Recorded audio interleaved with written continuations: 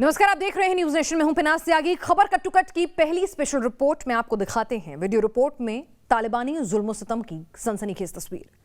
वो तस्वीर जो साबित करेगी कि अमन और भाईचारे की बात करने वाले तालिबानी कमांडर कोरा झूठ बोल रहे हैं और उन्हीं के हुक्म पर तालिबानी अफगान के इतिहास और अफगान अल्पसंख्यकों की निशानियों को एक एक कर मिट्टी में मिलाते नजर आ रहे हैं। 1, 2, 3, 4, 5 और मिट्टी में मिल गया अफगानिस्तान का इतिहास। तालिबानी आतंकी एक भारी भरकम क्रेन लेकर आए, गजनी गेट पर एक के बाद एक वार किए और सालों पुराना ये दरवाजा भरभरा कर मलबे में तब्दील हो गया। गजनी शहर की एंट्री माने जाने वाला ये दरवाजा अशरफ गनी सरकार के दौरान बनाया गया था और इस अफगानिस्तान में इस्लामिक संस्कृति और एकता का प्रतीक कहा गया था। लेकिन जमहूरियत के जमाने की हर निशानी को तोड़ने पर आमादा तालिबानियों ने इस गेट का एक एक पत्थर गिरा दिया। ये पहली बार नहीं है जब तालिबानी उन्माद के निशाने पर विरासत और इतिहास आया हो। इसी महीने तालिबानी आतंकियों ने डायनामाइट लगाकर बामियान में अल्पसंख्यक हजारा नेता अब्दुल मजारी की मूर्ति तोड़ दी थी। तालिबान 1.0 के दौरान भी बामियान में सैकड़ों साल पुरानी बौद्ध प्रतिमाएं गिरा दी गई थी। यही है मुल्ला बरादर की बेरहम ब्रिगेड की काली हकीकत। ये तालिबानी सिर्फ इंसान ही नहीं बल्कि इंसानी इतिहास और विरासत के भी दुश्मन है। Team news nation. तालिबानी जुल्म के इस खौफनाक वीडियो के बाद अब खबर कट टू कट के सुपर स्पेशल में आपको दिखाते हैं काबुल में तालिबानी दहशत की कहानी, सीधे उस हीरोइन की जुबानी जो तालिबानी चंगुल से निकल भागी। 20 अगस्त को रात 8 बजे हमने आपको दिखाया था कैसे अफगानिस्तान की हसीन अदाकारा आर्याना सईद रातों रात काबुल से जान बचाकर फरार होने को मजबूर हो गई और आज 4 दिन बाद एक बार फिर आर्याना टीवी कैमरों के सामने आई और सुनाई तालिबानी राज में अपनी आप बीती। गौर से सुनिए तालिबानी आतंक से तहस नहस हो चुके अफगानिस्तान की आई विटनेस को।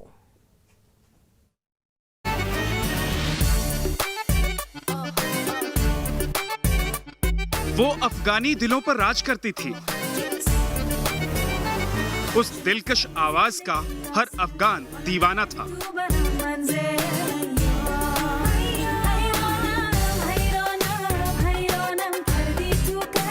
भला सी खूबसूरती और दिलकश सुर उसकी पहचान थे।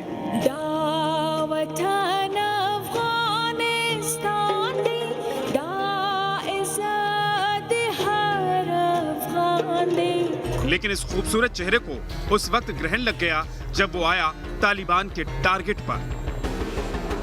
अफगान एक्ट्रेस और सिंगर आर्याना सईद अपनी फरारी के बाद दोबारा सामने आई है।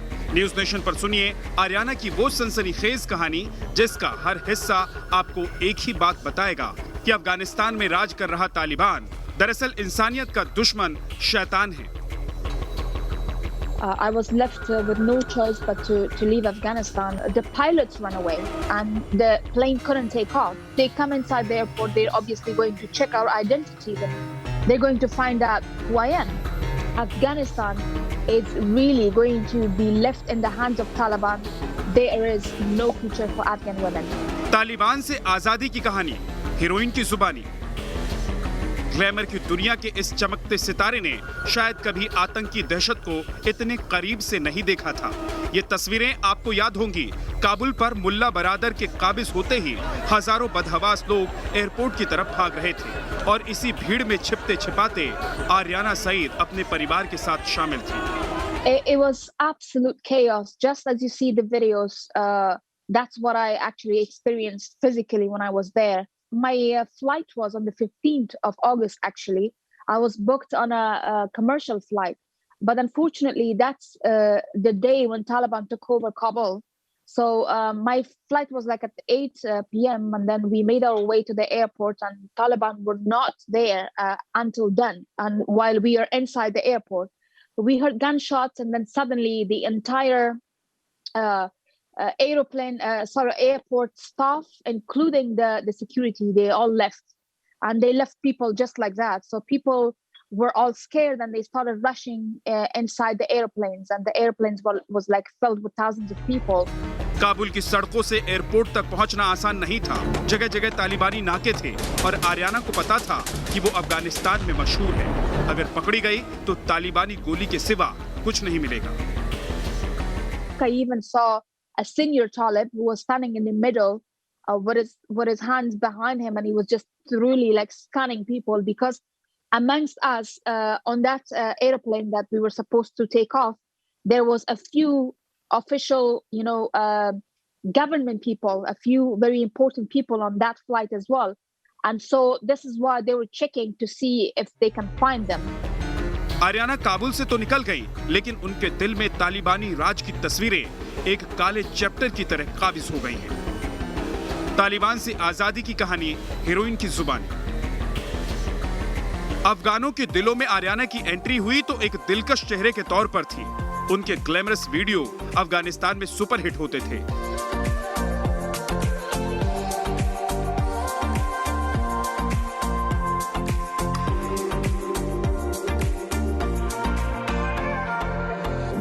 लेकिन आर्याना के दिल में हमेशा महिला अधिकारों की जगह थी। जो तालिबान 1.0 ने अफगान औरतों के साथ किया था, उस पर आर्याना ने एक गाना भी लिखा था, जिसका आगाज ही तालिबान के काले चेहरे पर तमाचे जैसा था।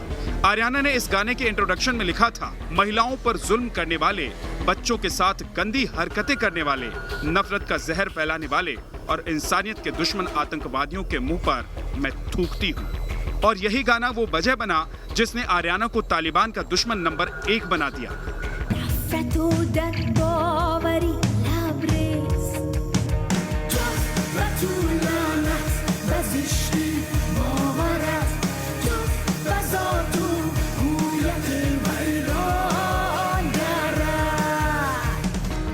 ये बात आर्याना आज भी मानती हैं कि तालिबान के खिलाफ आवाज उठाना ही उनकी जान के लिए खतरा बना।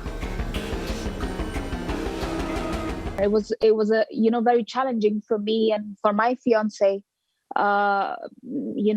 because I have been besides the fact that I'm a singer, I've also been a very outspoken women's rights activist in Afghanistan, and especially for me, it was difficult. Aryna आज तालिबान के चंगुल से आजाद है। दिल में अफगानिस्तान के लिए दर्द है तो साथ ही हिंदुस्तान के लिए इज्जत भी। You know what? On behalf of the entire nation of Afghanistan, I want to express my utmost gratitude to India, and I want to say thank you, because India has always been good to us. They've been a true friend. They've been very sweet and helpful and kind to our people who were refugees in India. Every Afghan that I've met in my life that were in India before, they've always spoken very good about Indian people and about how they were treated in India. Aryna खुशकिस्मत थी कि उन्हें ये आजादी नसीब हुई, लेकिन आज भी वो नमस्कार करते हुए एक ही अपील करती हैं कि अफगानिस्तान में तालिबानी जूतों के तले कुचली आवाम के लिए दुनिया आगे आए। Team news nation. Aryana Sayeed ऐसी अकेली फनकार नहीं जो कट्टरपंथी तालिबान के डर के चलते अपनी सरजमी यानी अफगानिस्तान को छोड़कर चली गई हैं। अफगानिस्तान में फ्यूजन म्यूजिक की पहचान कही जाने वाली सीता कज़ेमी ईद के दिन अफगानिस्तान छोड़कर भाग गईं। अफगानिस्तान की बागी महिला रैपर कही जाने वाली सुजैन फिरोज को इतनी धमकियां मिलीं कि उन्हें अपना मुल्क छोड़कर जर्मनी भागने पर मजबूर होना पड़ा। तालिबानी जुल्म के चलते अमेरिका जा बसी एक्ट्रेस अजीता गजनीदाजा को भी तालिबान ने दोबारा टारगेट पर लिया है और धमकी दी है। हाल ही में अजीता ने एक बयान जारी कर कहा था कि सोशल मीडिया पर उन्होंने बताया तालिबान उन्हें लगातार जान से मारने की धमकी दे रहा है और दुनिया कह रही है कि तालिबान बदल गया है। तालिबान ने 2 घंटे पहले एक प्रेस कॉन्फ्रेंस की है और इस कॉन्फ्रेंस से सामने आया बयान इशारा करता है कि तालिबान को नॉर्दर्न अलायंस का डर है। कॉन्फ्रेंस में तालिबानी प्रवक्ता ज़बीउल्लाह ने कहा है कि हम मानते हैं कि पंजशीर में जंग नहीं होगी और बातचीत के जरिए समाधान निकाल लिया जाएगा। मैं पंजशीर में अपने भाइयों से अपील करता हूं कि वो काबुल लौट कर आएं और हमसे लड़ाई ना छेड़ें। हम मानते हैं कि पंजशीर में जंग नहीं होगी और बातचीत के जरिए समाधान निकाल लिया जाएगा। ज़बीउल्लाह मुजाहिद तालिबान के जो प्रवक्ता हैं, उन्होंने ये बयान जारी किया है। उन्होंने अपील की है कि आप हमारे साथ सरकार में भी शामिल हो जाएं, आप हमारे साथ लड़े नहीं बल्कि साथ चलें। लेकिन पंजशीर के शेरों को क्या यह कबूल होगा, ये सवाल लगातार बना हुआ है। काबुल पर भले ही मुल्ला बिरादर काबिज हो गया हो, लेकिन बिरादर से लेकर अखुनजादा के दिल में एक ही ख्याल बार बार आ रहा है। बाप शेर तो बेटा सवा शेर, यानी अहमद शाह मसूद और उनके बेटे अहमद मसूद की बात कर रहे हैं हम। पिता अहमद शाह मसूद ने तालिबान 1.0 को उखाड़ फेंका था, तो रेजिस्टेंस फोर्स की अगुवाई कर रहे बेटे अहमद मसूद ने तालिबान 2.0 की जड़ें हिलानी शुरू कर दी हैं।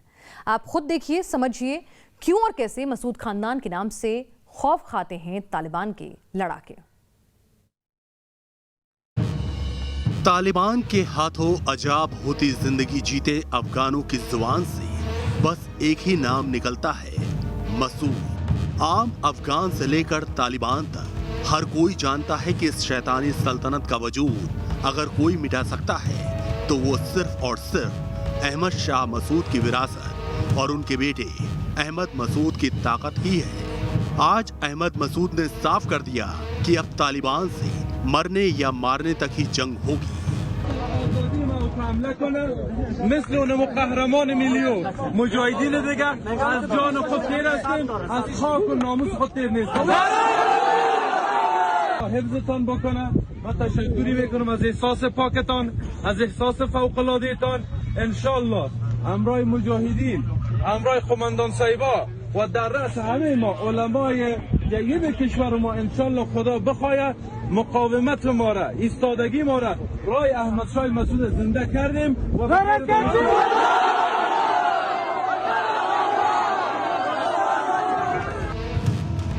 अहमद मसूद ने तालिबान के खिलाफ जो हुंकार भरी वो हवा हवाई नहीं है।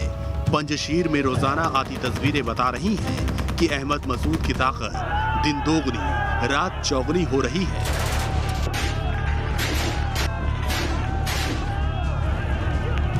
मंगलवार को भी पंजशीर घाटी में अफगान लड़ाकों का आना जारी रहा है। आज तकरीबन 30 गाड़ियों और बख्तरबंद वाहनों के साथ एंटी तालिबान लड़ाके देश के अलग अलग हिस्सों से मसूद के परचम तले तालिबान से लड़ने के लिए पहुंचे हैं। मुल्ला बरादर और अखुंज़ादा को भी समझ आ गया कि पंजशीर में काबिज अहमद मसूद अपने पिता अहमद शाह मसूद की तरह तालिबानी राज को उखाड़ फेंकने की तैयारी कर रहे हैं और इस तैयारी के बारूदी सबूत भी सामने आ रहे हैं। सबूत नंबर 1, पंजशीर से सटे अंद्राम प्रांत में मसूद के लड़ाकों ने आगे बढ़ते तालिबानियों पर जोरदार हमला बोला है। अलग अलग लोकेशन पर किए गए इन हमलों में 300 से ज्यादा तालिबानी ढेर कर दिए गए। सबूत नंबर 2, मसूद के लड़ाकों ने पूरे बागलान और कुदुंज समेत इन प्रांतों की सामरिक अहमियत वाली पोजीशंस को भी कब्जा लिया है, जो मसूद की रेजिस्टेंस फोर्स के लिए एक दीवार की तरह काम करेंगी।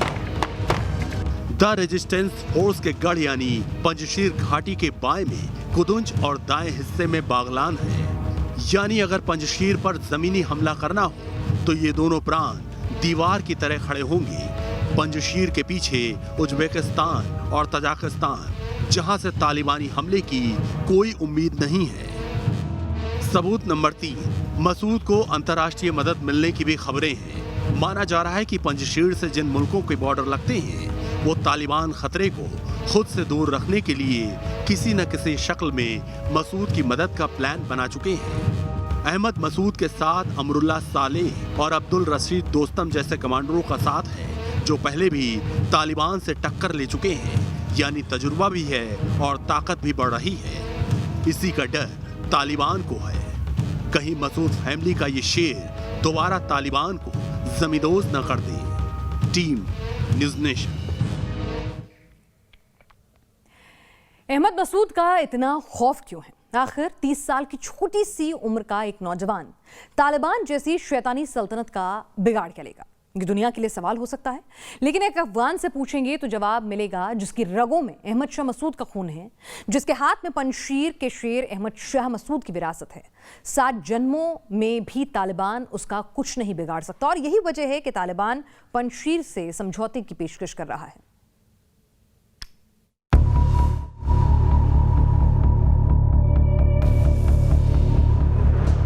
पिता जैसा चेहरा और पिता जैसी आंखें और पिता जैसी ही चाल ढाल और पिता जैसे ही चट्टानी इरादे, यही है अहमद शाह मसूद की वो विरासत जिसके बलबूते अहमद मसूद ने तालिबान की ताकत और सल्तनत दोनों को बारूदी चैलेंज दिया। अहमद शाह मसूद की जाबाजी और तालिबान से उसकी बारूदी अदावत को समझना है तो वक्त में थोड़ा पीछे जाना होगा। वो साल था 1978 का।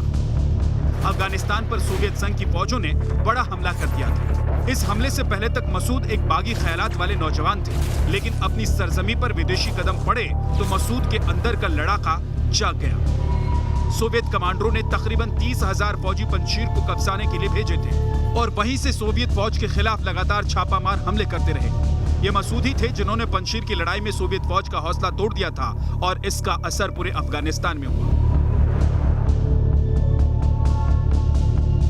जब अपने अपने इलाकों में मिलिशिया कमांडरों ने सोवियत फौज को खदेड़ना शुरू कर दिया, सोवियत वापसी और फिर साल 1992 में अफगान सरकार गिरने के बाद पूरे देश में सिविल वॉर जैसे हालात पैदा हो गए और इन्हीं हालात का फायदा उठाकर धीरे धीरे तालिबान ने अफगानिस्तान को अपने चंगुल में जकड़ना शुरू कर दिया था।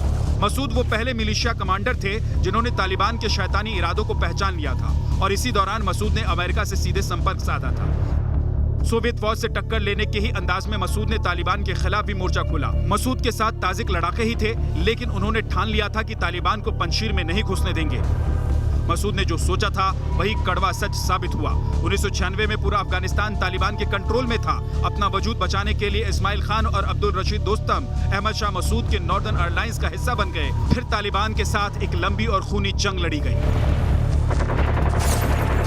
तालिबानी जो दांव लगाते मसूद उसकी काट निकालते। धीरे धीरे जब उत्तरी इलाके से तालिबान की पकड़ ढीली हुई तो अमेरिका की कमान में नाटो फौज ने तालिबान को खदेड़ दिया, लेकिन आतंक पर इस बड़ी फतह की कीमत भी अहमद शाह मसूद ने चुकाई। एक फिदायीन तालिबानी हमले में वो शहीद हो गए। Team news nation.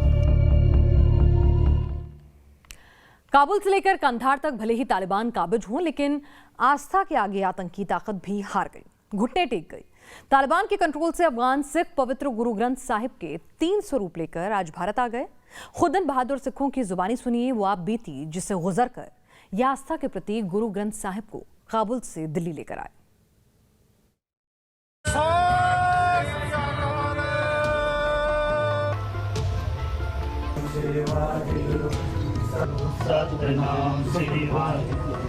ये तस्वीर बार बार एक ही सच बयां करती है, आतंकी इरादों को आस्था ने हरा दिया। तालिबान की काली सल्तनत तालिबानी आतंकियों की कत्लो गारत का सीना चौड़ा कर सामना करने के बाद सिख श्रद्धालु पवित्र गुरु ग्रंथ साहिब के 3 स्वरूपों को दिल्ली ले आए। काबुल से लौटे लोगों की काबुल में फंसे भारतीयों को वापस लाने का सिलसिला लगातार जारी है। दुशांबे से एयर इंडिया का विमान 78 लोगों को दिल्ली लेकर पहुंचा और इनमें 25 भारतीय शामिल हैं।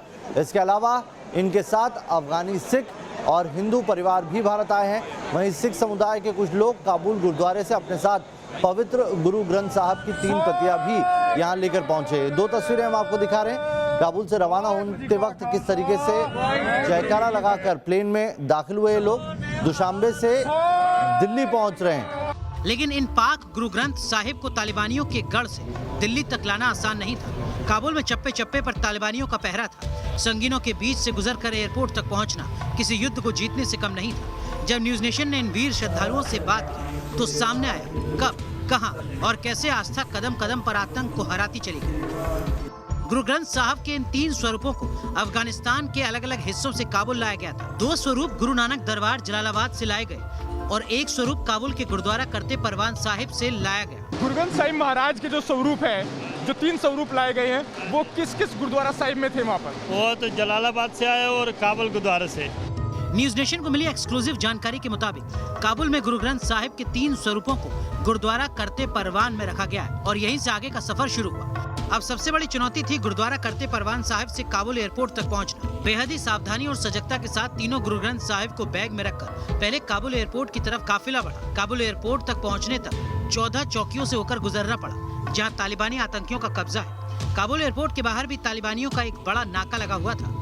करते परवान से ये काबुल गए, वहाँ उनको लग गया तकरीबन 40 से 45 मिनट रास्ते में। वहाँ पहुँचे, ये लगभग 12:30-1 बजे मेरे को मैसेज आ गया था कि ये लोग वहाँ पहुँच गए हैं। और 12:30-1 बजे तक जब लोग ये वहाँ पहुँचे तो वहाँ से इनको पहले बोला गया कि हमको शाम को 3-4 बजे ये इंडिया पहुँच जाएंगे। लेकिन फिर उन्होंने बाद में कहा कि नहीं, ये CRPF का वो है प्लेन है। तो ये इनको करते करते उन्होंने फिर रात को मुझे मैसेज आया तकरीबन 9 बजे कि फ़्लाइट कल सुबह 11 बजे आएगी। ये लोग उज़्बेकिस्तान पहुँचे, ताशकंद वहाँ एक जगह, और वहाँ पर ये लोग रात रुके। ये वहाँ पे तकरीबन ये पहुँच गए थे शाम को 5:30-6 बजे, लेकिन वही था कि कोई बातचीत नहीं थी, कोई कांटेक्ट नहीं था, किसी के थ्रू पता नहीं चल रहा था। पर रात को हमें 9:30 बजे फिर वहाँ से खबर आई कि उज़्बेकिस्तान के ताशकंद जगह में है, पर वहाँ भी पूरा दिन रहे। फिर आज सुबह की वहाँ से इनकी फ़्लाइट थी। काबुल एयरपोर्ट से फ्लाइट तजाकिस्तान के दुशांबे के लिए निकली और फिर वहां से एयर इंडिया के स्पेशल विमान से तीनों स्वरूपों और अफगान सिखों को दिल्ली लाया गया। अफगानिस्तान से गुरु ग्रंथ साहिब के 3 स्वरूप आ चुके हैं। कुछ और स्वरूपों को भारत लाने के लिए कशमकश जारी है, लेकिन सिख धर्म के अनुयायियों को भरोसा है जिस तरह एक बार आतंक को आस्था ने हराया, दोबारा भी नतीजा ऐसा ही होगा। दिल्ली से अरविंद सिंह के साथ टीम न्यूज नेशन। तो खबर का टुकट में आज के लिए बस इतना ही, और अब आपको बता दें आगे देखिएगा हमारा खास शो देश की बहस, जिसका एजेंडा आपने वोटिंग के जरिए खुद तय किया है, और जिस मुद्दे को आपने आज चुना है बहस के लिए वो मुद्दा है ऑप्शन 2, खूंखार तालिबान की मदद से पाकिस्तान के नापाक मंसूबे क्या।